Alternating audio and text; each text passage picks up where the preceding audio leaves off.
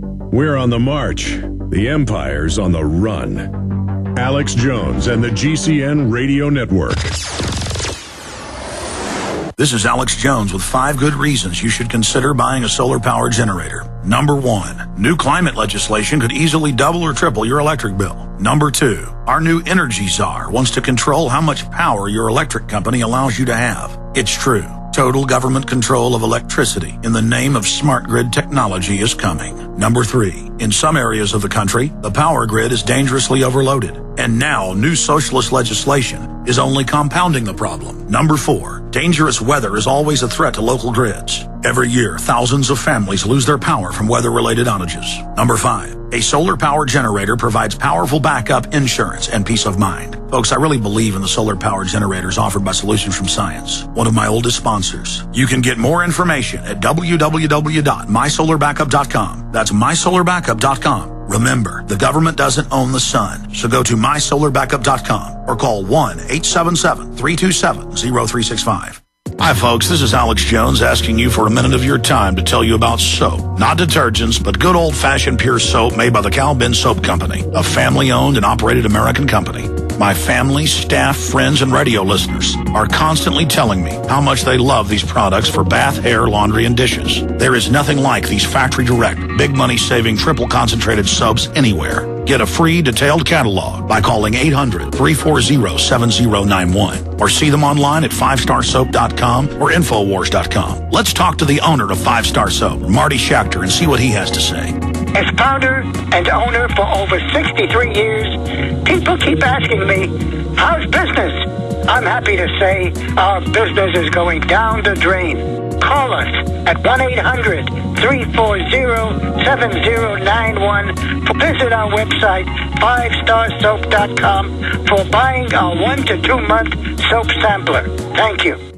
Let me tell you a little bit about one of our great sponsors, HomeGain.com. This is the place to get you started buying or selling a home, finding a realtor, and getting any real estate questions answered. Go to HomeGain.com and see what I'm talking about.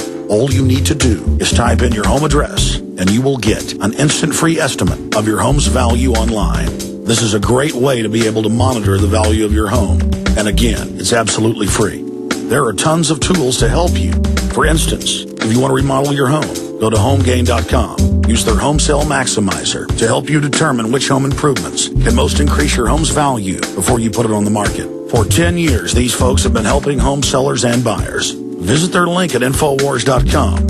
Look for Max, the orange Home Gain Gorilla, to help you with any real estate needs you might have. You'll love this site. It's HomeGain.com. HomeGain.com. Check them out today.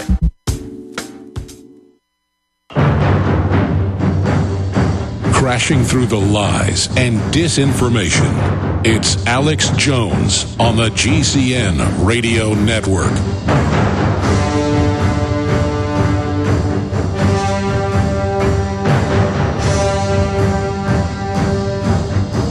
Well, my friends, for the next hour, joining us from Pakistan is Lieutenant General Hamid Gul. You've seen the mainstream media say that he's, quote, quarterbacking and commanding all the attacks on our forces in Afghanistan and Pakistan. Of course, from my research, this is not the case. He was the big hero, the Pakistani general, the head of the ISI, who led the attacks against the Soviet invasion. And let me read over his bio, then he'll be with us for the next hour. Hamid Gul was commissioned in the Pakistani Army in '58. He was an Armored Corps 19 Lancers tank commander in major battles on the front with India in 1965. During 72 to 76, he directly served under another top general as battalion commander when General Zia was the GOC 1st Armored Division and commander of the 2nd Corps. It goes on, Gul was promoted to brigadier general in 1978 and steadily rose to be commander of the 1st Armored Division in 1980. Gul was then sent to the GHQ as the DG Military Intelligence under a top general, who then nominated him as the ISI chief, succeeding another general in March of 1987. He was later replaced by ISI commander by Prime Minister Benazir Bhutto in May of 1989. He was then transferred to commander of the 2nd Corps In this capacity, General Gul conducted the Zarb-e-Moam military exercise in November and December of '89, the biggest Pakistani armed forces show of muscle since '71 Indo-Pakistan War until now. So he's been a frontline commander and, of course, a general and the head of Pakistani intelligence. And I won't go any further. I've got a huge laundry list of things to talk about with the general. 2 years ago, when they had the Mumbai attacks, he came on the show and said that evidence shows it was staged by British, Israeli, and U.S. intelligence. It's now come out in the Chicago Tribune with the headline that U.S. agent was the head of that attack. The head of Indian intelligence also said the West led the false flag attack to blame it on Pakistan and to get Pakistan and India fighting again. That's how they play them off against each other. Hamid Gul has also questioned the official story of 9/11. He's also going to give us his expert take on why the U.S. is, quote, failing in its war in Afghanistan. And he joins us now for a full hour. Lieutenant General Hamid Gul, thank you for joining us. And thank you. My greetings to all your audience, please. Why did you agree to come on this broadcast, General? Well, basically because my version is not going out to America. I have been denied the visa to travel to America. And these people would not let me into America because they're afraid that I will speak the truth. People will listen to the truth, and then they would find out that these people have made a mess of the American plans. They are actually deceiving their own people. The American generals are failing. The American intelligence is a disaster.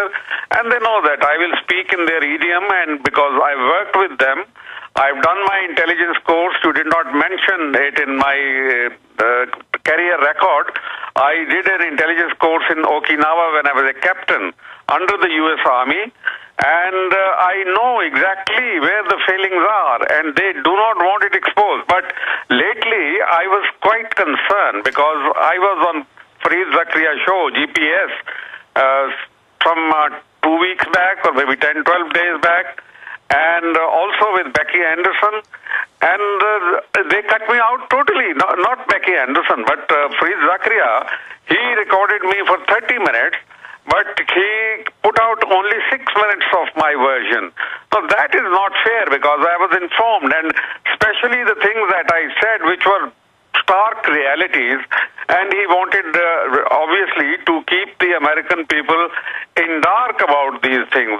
Failings which are going on in Afghanistan, of the American policy, of the American military generals, they are failing in every possible respect. This is my academic position, and I am prepared to face any general in America, any people in the academia, that, look, this is what is going wrong. I am a friend of American people. I criticize their policy, and they think that anyone who criticizes the policy is the enemy. This is totally wrong. This is a misperception. We work together with the CIA. We work together with the Americans. I have a lot of friends there. I respect them.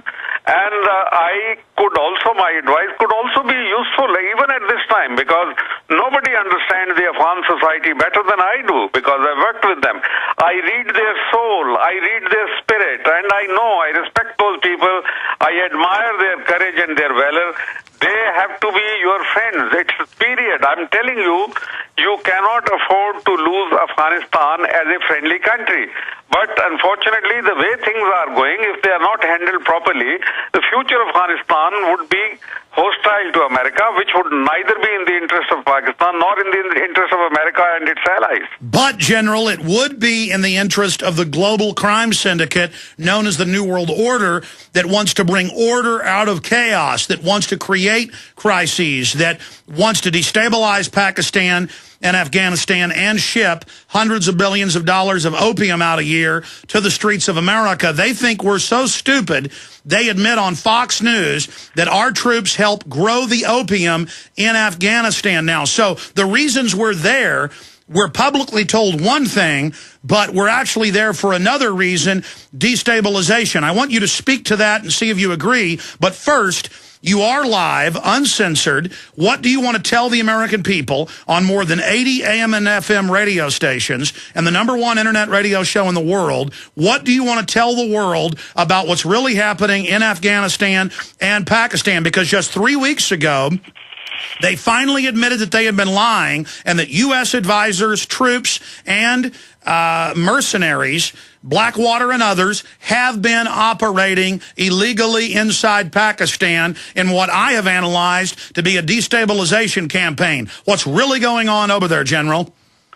Well, we know that Blackwater, now operating under the title of Z Worldwide Services, and DenCorp, which is another such organization, they are called the security contractors. This is a fundamental fault. There are 105,000 security contractors, the troopers of the security contractors operating in Afghanistan alone. And I guess there are no figures available. I think no less than 2,000 are operating inside Pakistan.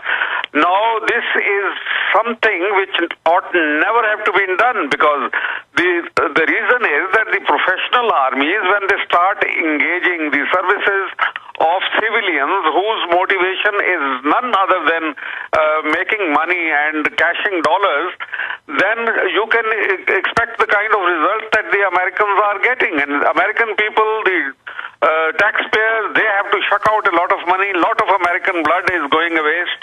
Now, all this is a disaster, because and now the latest one is the Wikileaks. In this, again, all the compilation that they have been doing, on which they have been basing their plans, I tell you, it's a disaster. It's an intelligence disaster. Why? Because they have heavily depended on the security contractors for even intelligence gathering.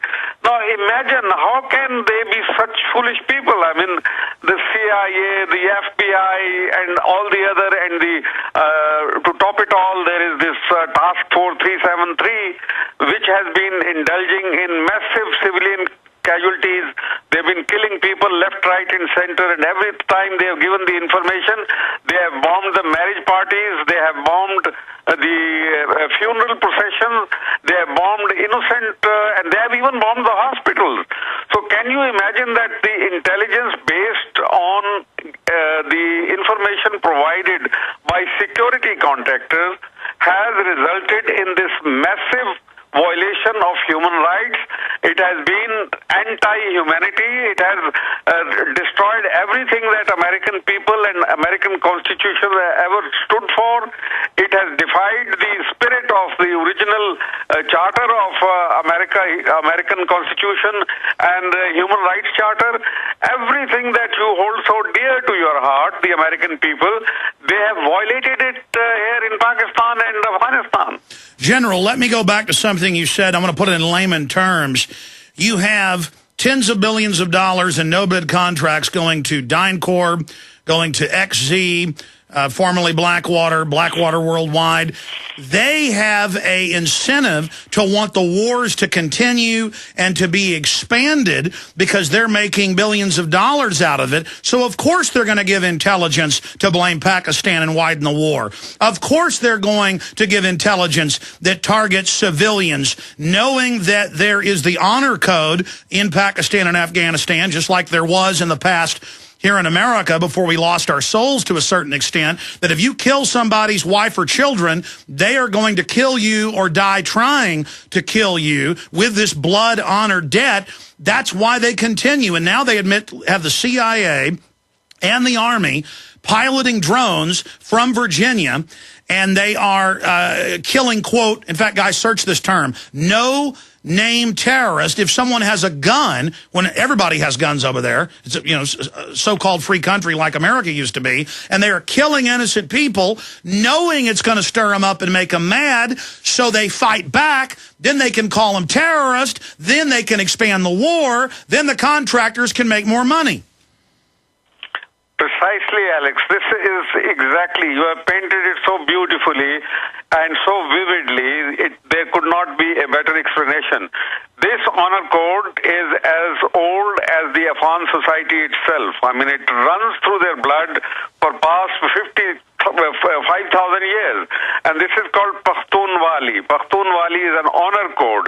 This evokes even stronger sentiments than the religious